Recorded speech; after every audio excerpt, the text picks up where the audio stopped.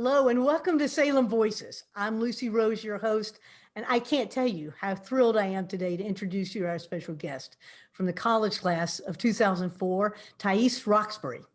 Tiese has joined us today from her home in Lake Orion, Michigan. Welcome, Tiese.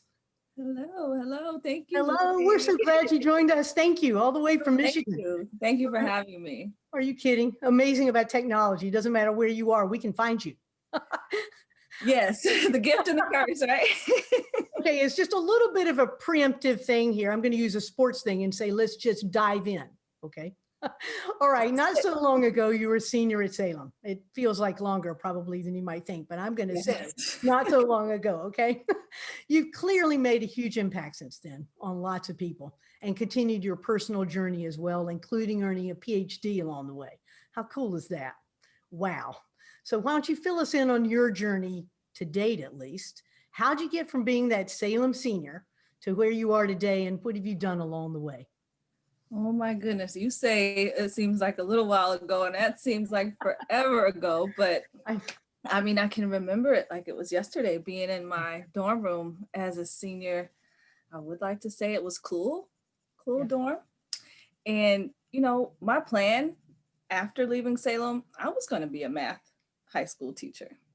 Really? So, yes. How about that? I was doing, my major was math. Yeah. And so I was doing the teaching certificate. I was actually in student teaching my fall semester of my senior year. Life planned out. That's what I was going to do. Okay.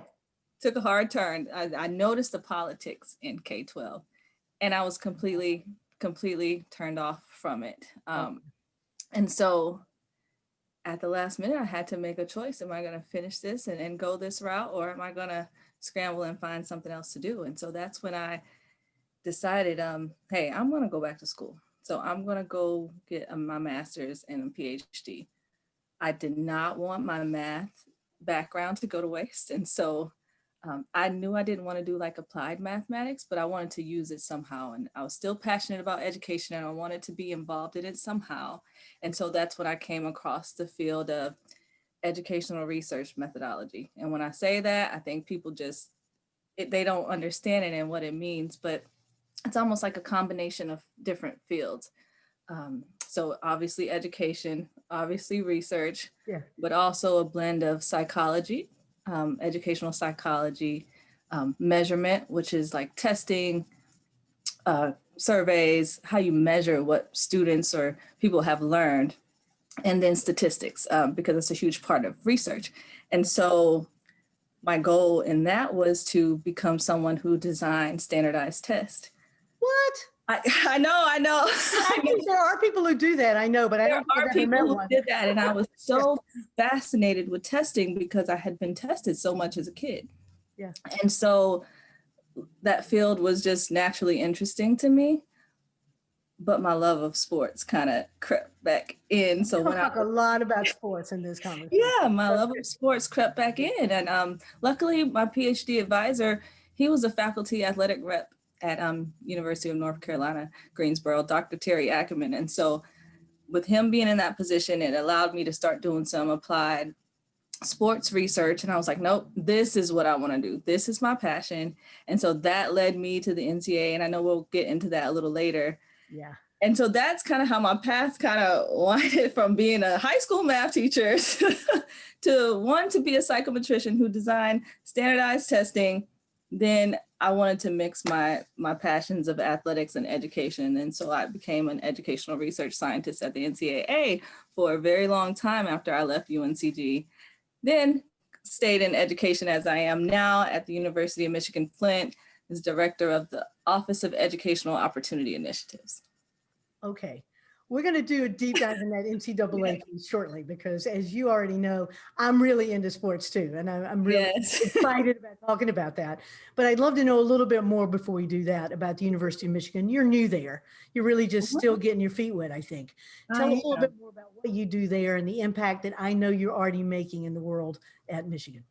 So yes, still fairly new. It seems extra new since this pandemic has put me off campus since I was there for only 2 months. So I started at UM Flint in January. And then a couple months later in March, boom, everything blows up. We're sent to work remotely. Yeah. I'm trying to lead a new group of people who I'm still trying to get to know. I was planning my staff advance. We were going to do some leadership development training.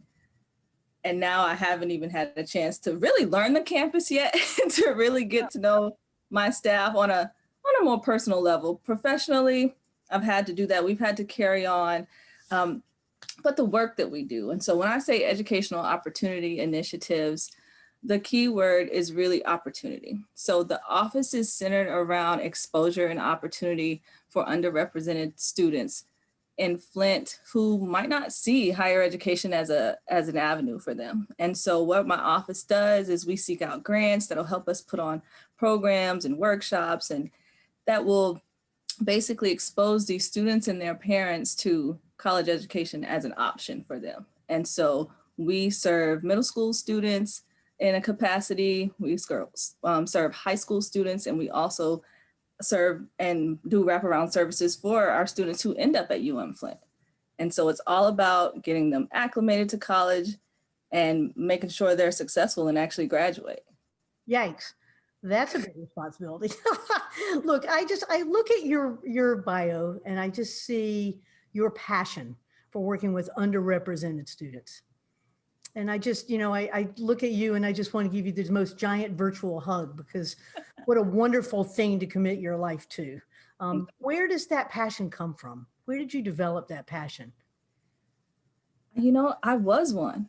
I was one of those underrepresented students in elementary school and middle school and in high school. By high school, I had built my reputation of, being academically gifted, or however you're coined, or you're labeled at that age. But I know it almost didn't happen. I got in contact with one of my second and third grade teacher.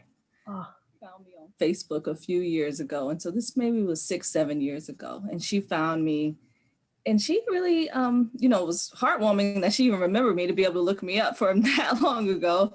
But she told me about when she took over our class in the second grade and how I was mixed in with the class who had a bad label. And so if not for her, finding me and pulling me out and having this, I was tested and having me tested, I'd have been labeled as, learning disability, learning difference, I would have been in that group. And so, that's where my passion came from. So those are my friends. Of course. I was pulled away from them after a few grades, but just knowing that I am one of the underrepresented students, that, I can be labeled first generation college student, that's me, come from a single mom home, that's me, African-American, I am one of those students. And so the passion comes from just being one and wanting to help people like me. Wow. All right. I'm just going to knock on this just a tad and go back to that teacher. Yes.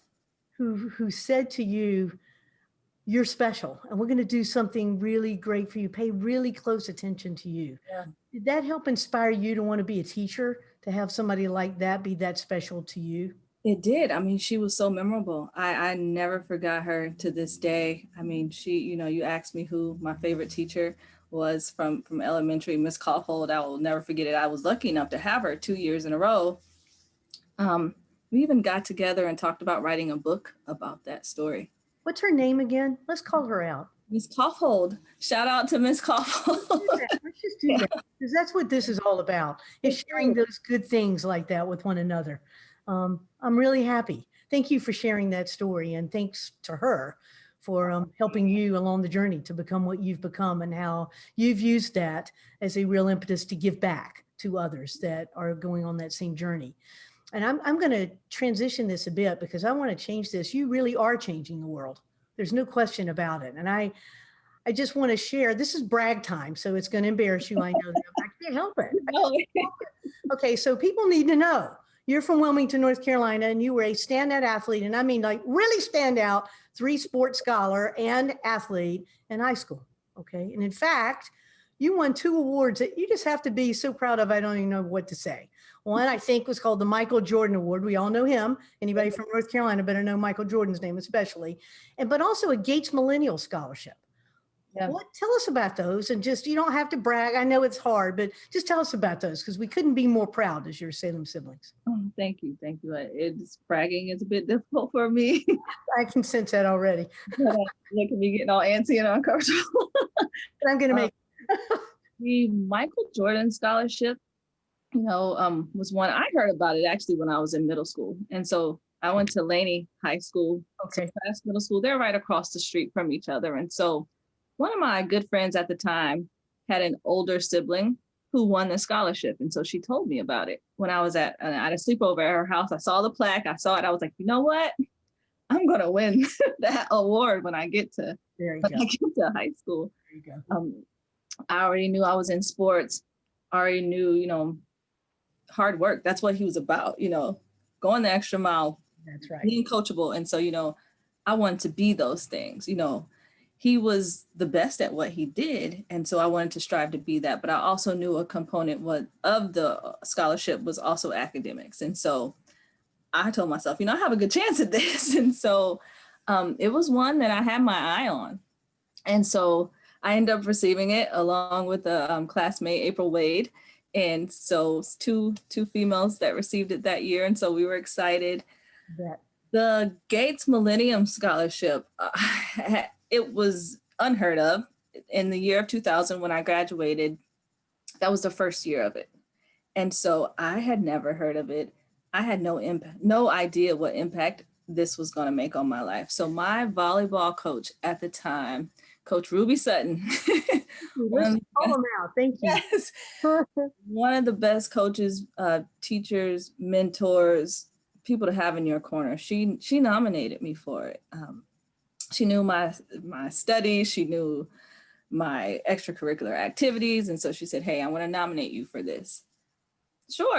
At that time, I'm a senior. I'm just filling out every kind of scholarship application. Hey, sure. Whatever you say, I'm going to do it. And then I ended up receiving it. So Gates Millennium Scholar was a full ride scholarship to undergrad institution of your choice. I think at the time it was in certain areas. I think it might have morphed a little bit. So I had no idea that at that time it was going to end up, paying also for my master's and my doctorate. And so I do remember that if you did decide to go into education or STEM areas in your graduate studies, that they would pay for that too. And I mean, that was a driving force for me to continue going back to school. And so knowing that it was going to be paid for and knowing that the area that I wanted to go into was going to be covered, I mean, it was just that much more motivation. And so not having huge college debt was, solely because of the Gates Millennium Scholarship. I mean, paying for 10 years of my college education was just something that I could have never dreamed of, happening to me. But I mean, the things that it pays off. I mean, it's one of my greatest honors, and it's something that I tell everybody about. And so it was just a huge honor and something that, leaves me to be a person that gives back, because I know how that scholarship helps. Whoa. Okay. So Michael Jordan gave you the desire to win that scholarship. And by winning the Michael Jordan scholarship and using all of that as well, it enabled you to be all you could be, so to speak, to win the Millennial Gates scholarship. And then it took you all the way through your PhD. What a story. Yeah. And you've used that to give back to others because you really do understand. Mm-hmm. And I really want to make sure that everybody really does know this about you and your commitment to philanthropy, because it really is a way of making our world a better place and paying it forward. So as a follow-up clearly to your gifts from them that you earned, by the way. Okay, when I say gifts, I say it in the right way. You earned both of those scholarships fully. But You're a big believer in philanthropy because of that as well. And if I've read right, you started a scholarship in Wilmington, your hometown, for Yeah. senior female scholar athletes. Sounds kind of familiar, doesn't it? Young women with goals. Yep. So I Yep. just say congratulations, and I just ask you just for a word or two here about the scholarship and what it is, and you're thinking personally about the importance of philanthropy.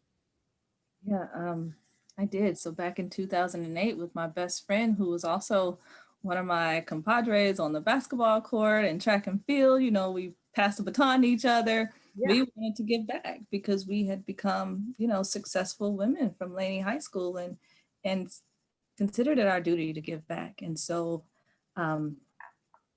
we wanted to kind of just develop something that created these young women, who were leaders, who were athletes, but who were also scholars. And so we developed it and I've kept it going for all these years. It's actually time to mail out checks. So I'm actually glad that you mentioned.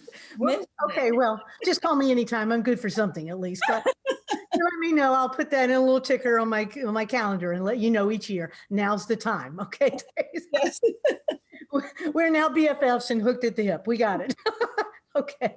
Oh, well, it just really, though, congratulations, and making a difference in someone's life is such a lovely, lovely thing to do. That pay it back, pay it forward, whatever. So well done on all of that. Thank you, Lizzie. Okay, as promised, we're going to the NCAA. I can't wait. Being an athlete myself, it just gets me excited to think about all of this too. So, I love the fact you work there. There's no question about it. So I'm just going to say, tell us what you did there. And I also really want you to expand upon how you see the importance of organized sports in leadership development in young women. Okay. You might have to remind me of that second part after I go through. I'll get you. Don't worry, I got your back. First, Okay. what did you do there? What I did at the NCAA. So when I started, the job I applied for was Associate Director of Academic Research and Governance. And so that position was solely research position, which had no problem with me. I love research. I love problem solving. But to do research on student athletes, policy research on student athletes that are going to change, rules, the eligibility rules that prospective student athletes have to meet, continuing student athletes have to meet.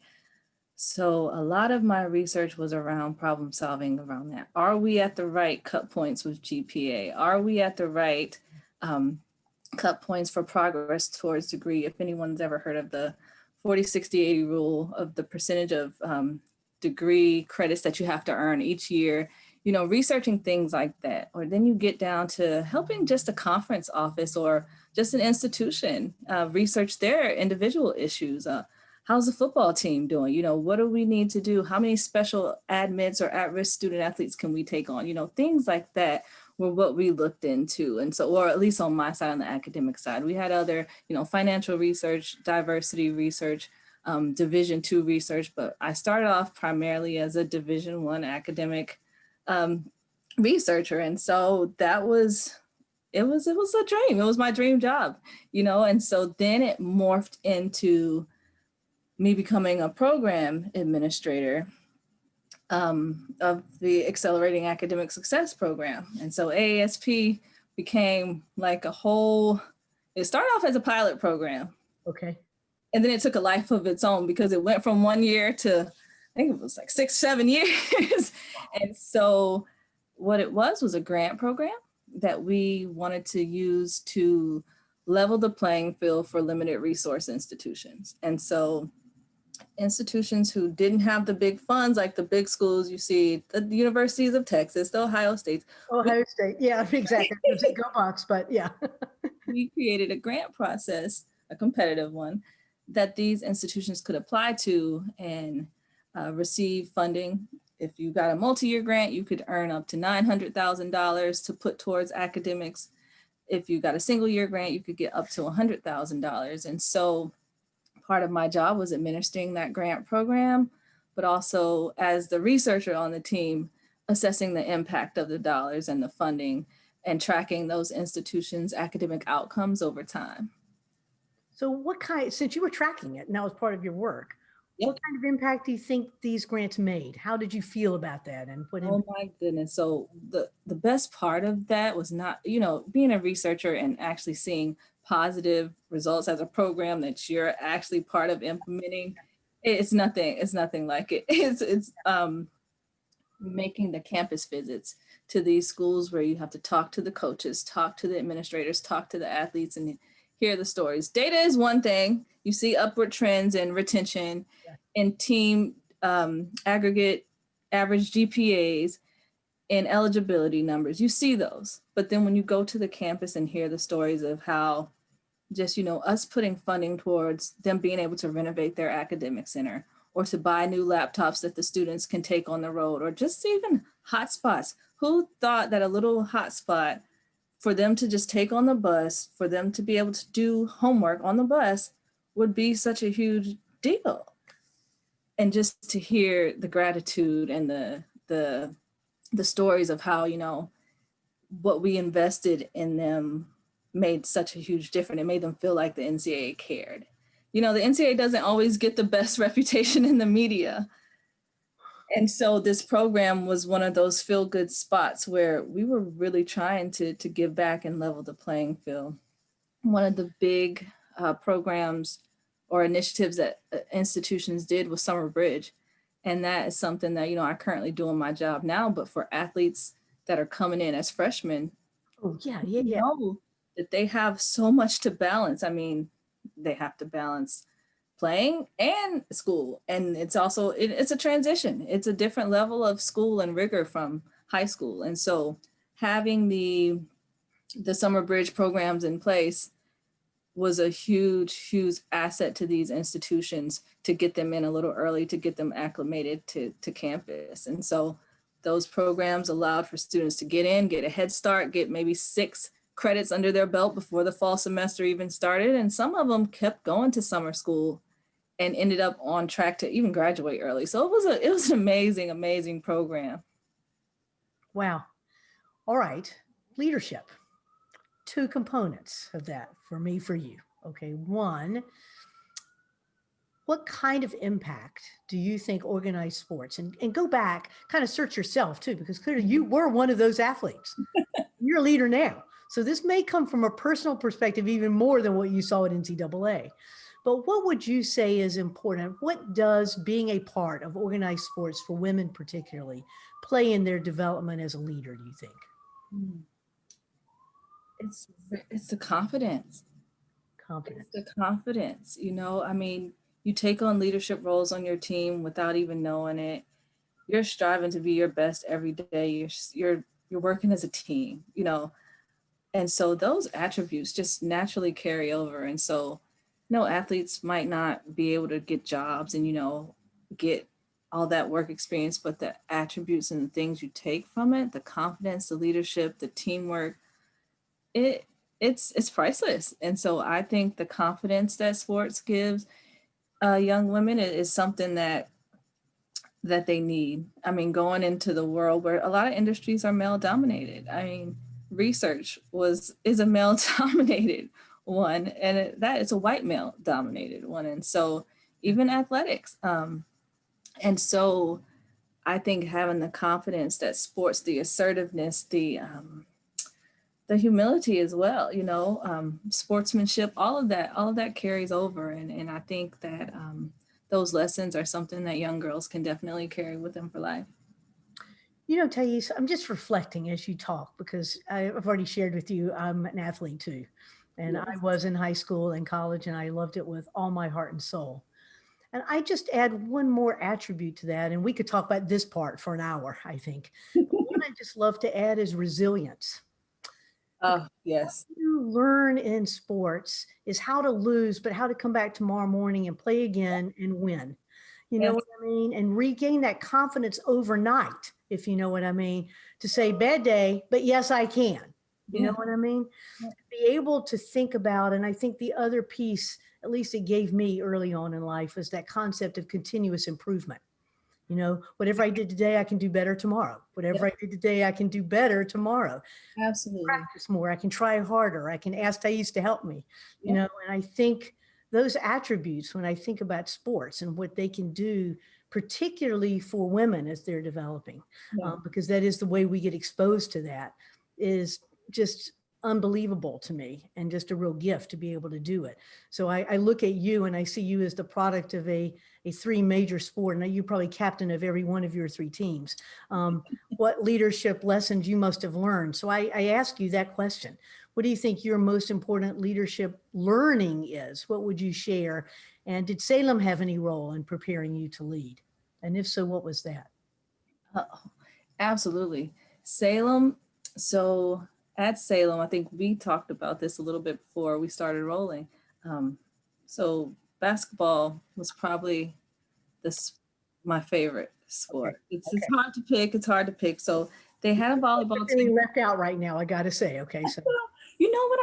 I never played softball. I never ever played I softball. wasn't really a tennis player, but I love softball too. But anyway, go ahead, dear. So basketball is your favorite. Basketball was my favorite, and so when I got to Salem, there wasn't a team, and so I was almost like a package deal. Like if I'm going to play volleyball, then we have to start up a basketball team, and so worked with the coaches and AD at the time and started it up. And I think that was a huge part of my leadership legacy at Salem. And so having an institution that will support you and your desires and like that was just huge. I wouldn't have been able to start it if they didn't get behind me, you know? And so continuing my love, it probably would have dampened my love for athletics if I had to go 4 years and not played. But I was fortunate enough to be able to start that back up, get a team together, you know, each year our number of games increased. And then by the time I was a senior, I wanted them to go into a division. So starting the process to get Salem into Division 3. And so You did that. You started. yes, I started that process because it's not we could get the talent that we need. You know, if we became official, you know, I know we could recruit some talent because it's such an amazing little school that, you know, we can be scholars, we can be competitive, and we should be able to be on that level. And so that was a part of my leadership experience at Salem. And so something I took very, very personal. Very personal. Yes.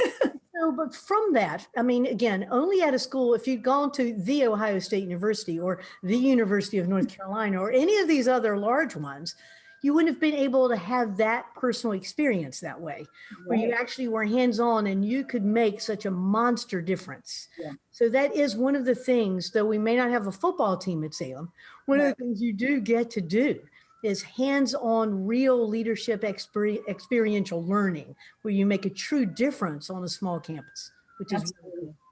Absolutely. And you have the support. You have the support. You have the support. So from those lessons, what would you say if I were to say to you, tell me 3 words that you believe are kind of the most important aspects of leadership? You mentioned one earlier when we were talking about sports, but what 3 words come to mind quickly for you? Oh, quickly. So when I think of, well, I guess they come from my leadership style. So one, you got to be knowledgeable. I mean, if you're going to lead, you got to be knowledgeable so people will want to follow you. Okay.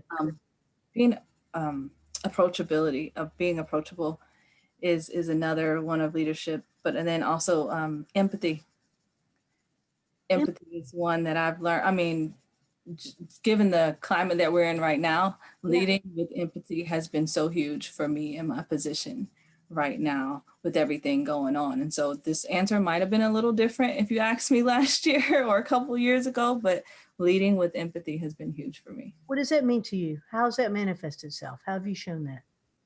Showing compassion and to all sorts of situations that your coworkers may be going through, understanding that in a climate like this, that every day, every one of your workers isn't going to be able to give 100% because so much is being taken out of them by news or current events or, you know, just an actual pandemic and having to work from home. And so having to have that understanding and empathy and approach them, make them feel valued still with all the things that are going on has been something that I've been trying to hone because, you know, I'm an athlete, I'm a go, I'm a competitor, let's get this done, you know. Yeah, exactly. Yeah. But this 2020 has changed everybody, I think, in some sense. And so definitely has reshaped my leadership style a little bit to lead first with empathy. Okay, I'm going to ask you one more question, and then we're going to focus on Salem only for the Okay. next 10 minutes before we finish. But you are the epitome of a highly successful woman at your age to me. I look at you and it just makes me smile. Where do you go from here? Just in 30 seconds or less, do you have goals for the next 10 years? Are you already thinking next steps or anything? And I don't mean like leaving Flint, you know what I mean? That one's tough. I mean, since I just got here, you know, I have goals for the department to, you know, grow our programming, to take these underrepresented students. I want to take them global. I want them to be able to see the world and become global citizens. That's a big goal of mine. I mean, obviously studying abroad right now with the pandemic, you know, that it's been kind of tabled, but I really want these students to see themselves outside of Flint, Michigan. I mean, that's a thing here. People grow up in Flint and they stay in Flint. And I really want to open up their world, expose, you know, it's the opportunity and exposure to more. And so I would love for that to be at the University of Michigan Flint, but, you know, if it's at another university, or if it's something that I build myself, that would be amazing. But that is one of my true passions, is to have everyone recognize that there's more out there, but not just out there. I think inside of us too. I think recognizing possibilities, our gifts, is a huge passion of mine. And so that's what I hope is on the horizon for me. Wow. Okay, my friend. Well, let's talk about a little bit, I guess, about the past. Okay. So we're going to do a little bit of rapid fire. You only get one word to answer these, okay? What was your favorite course? I mean, it may be more than one word. I was about to say, any course with Joe Doolin, any one of the literature courses. Oh, we are doing some call out names today. How lovely of you to do that. What a kind thing. I'll make sure she gets the link to this. Okay. Thank you. That's absolutely lovely to say that. Okay. So maybe the answer to the second one is the same. Which faculty member had the greatest impact on you? So I'll redo Joe Doolin and Debbie Harrell. And Debbie Harrell. Okay. Outstanding. What was your favorite tradition when you were at Salem? Fall Fest. Fall Fest, of course. Okay. And you love that. All right. Now, this is a silly one, but it's kind of fun. Did you have a favorite food in the dining hall / refectory? However you said that. No, when we got the salad bar, I was so Oh, a salad bar changed your life. changed my life of choices. Okay. All right. And then lastly, if in fact you ever studied while you were at Salem, I'm just saying if, okay, my chances are you did occasionally, but where was your favorite place to study? If somebody needed to find you and somebody said, Tiese is studying, where would that be? He's going to be in my dorm room. In your room. You stayed right there, stayed at home, closed the door, and hope somebody interrupted you, right? Okay. All right. Looking back, how did Salem, you've mentioned several ways, but is there anything you haven't said that you want to say that Salem helped prepare you for your work success and for the full life that you're already leading? You know, I think being around other go-getters, other women who wanted more, really, when I had to change my career path after, you know, doing student teaching in the 12th hour in the fourth quarter, Whoops. Yeah. you know, a lot of people might panic. And, but I had already been surrounded by sisters and that had talked about, you know, pursuing their doctorate. You know, it wasn't registering to me because I wanted nothing more to do with school, really. I was ready to, what I call it, make real money. I was ready to go to work. And, but having those women around me that wanted more, that were preparing to do more, that just put it out there in the atmosphere that we could do that. And so just, you know, having that as a thought in my mind, an option, I think it really set me up to just think like, hey, I can do this too. And so I was never afraid of it. I mean, it was, you know, obviously more school. So 6 more years of school after Salem, but Yeah. yeah, it was, it was just always having that confidence because of the sisterhood and how we built each other up. Well, then that leads perfectly to the next question, and you may have already answered that one as well. I love to ask folks, because it's important to me too, what the kind of Salem's secret sauce was for you. I don't know a better way to say that, but what about your experience at Salem causes you to really look back and love your time there? What kind of keeps that in your heart? What happened to you there? Because of the small size, you know, you go to a school that has, I think, only 600 students at the time that were on campus. You are so shocked that the president of the institution knows your name. Yeah. And so you can be walking across the campus and President Thrift will say, hi. Hi, Tiese. She'll know who you are and where you're from. And so just that personal touch that Salem puts on everything, from the time that they're calling you, having someone on the phone team call and connect with you until the time that you graduate, you're more than just a number at Salem. And so that, I think, is the secret sauce for Salem. Yeah. And speaking of that, you made a lot of friends there, clearly. My guess is, but I don't know for sure, that you keep in touch with some of your Salem classmates. If so, what role do those friendships kind of still continue to play for you? Yeah, I keep in touch. You know, social media plays a big role in being able to follow the lives of a lot of my Salem sisters who I may not talk to every day, but you get to see their kids grow up. You get to see them get married. You get to see all the wonderful things. I mean, that's inspiring in itself. But then you have the ones that you're close to. And so one of my closest friends, Angel MacArthur, she was a basketball teammate. And we're close. We go through ups and downs of life, through job changes, through, you know, if she needs something, relationship advice or career advice or decorating a house, we've been through it all together. And so we actually travel back to Salem reunions together. And so, you know, having her there as one of my closest friends has been something, a gift from Salem. You know, it's funny because folks who go to those large schools we were talking about earlier, often they're in a sorority or, you know, a smaller group that keeps them together.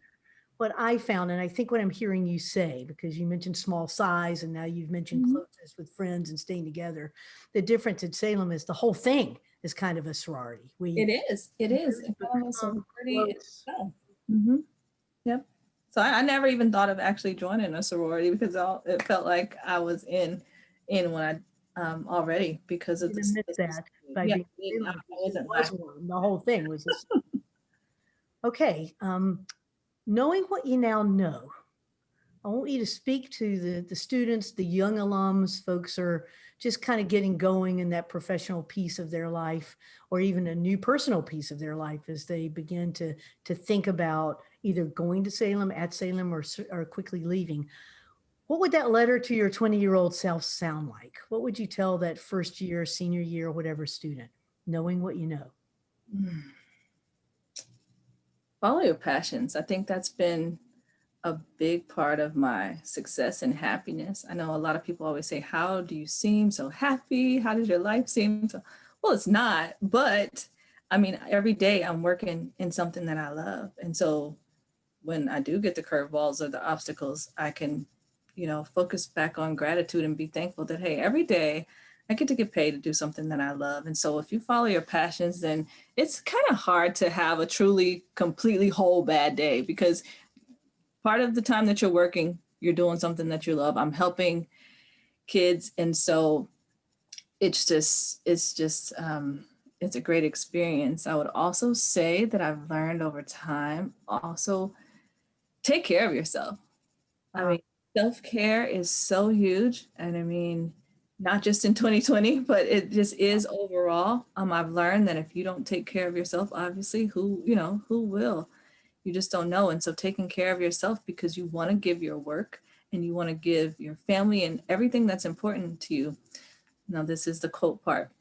You want to give what's important to you, the best of you, not what's left of you. And so if you don't take care of yourself, everything that you care about is going to get remnants and bits and pieces of you. But you want to take care of yourself so that you're whole and that you can give your all to what really matters. What a beautiful thing to say. And I think especially right now, it's so Yes. important. You know, when I hear you talk, clearly the athlete in you is talking also the physical part of ourselves as well. Are you exercising? Are you eating well? Are you doing all those things? But I think I'm hearing also when you talked about empathy earlier and compassion, taking care of yourself, being good to yourself emotionally and mentally, Yes, equally as important, and especially today. And I absolutely. also add reaching out to each other as we're doing, and as we talked about with friends, vitally important, more so than ever, probably today too. Yeah, I would say check on your strong friends. Check on the ones that, have it all together too. Do Every- it right now. Yeah. Okay, time to bring this home. I can't even believe we got to close because I'd love to keep this going for hours. Okay, but you're going to have the last word. So look right at the camera, share whatever you want to as what you believe is the most important takeaway you want to leave people with today. I would say, let's see, the most important takeaway for today. Mhm. Don't ever give up. I think, it's one that it kind of be cliche, but in a time like this, I know it's easy. It's really easy to be defeated through a lot of things. But I think just don't ever give up. There's always tomorrow, and the sun will truly always come out tomorrow. Like if you keep that in perspective, it'll give you the heart and the fight to just go another day and to push towards your dreams and goals. And I think that's the takeaway. That's the 2020, that's 2020 takeaway. And it made my heart start beating faster just to hear you say that.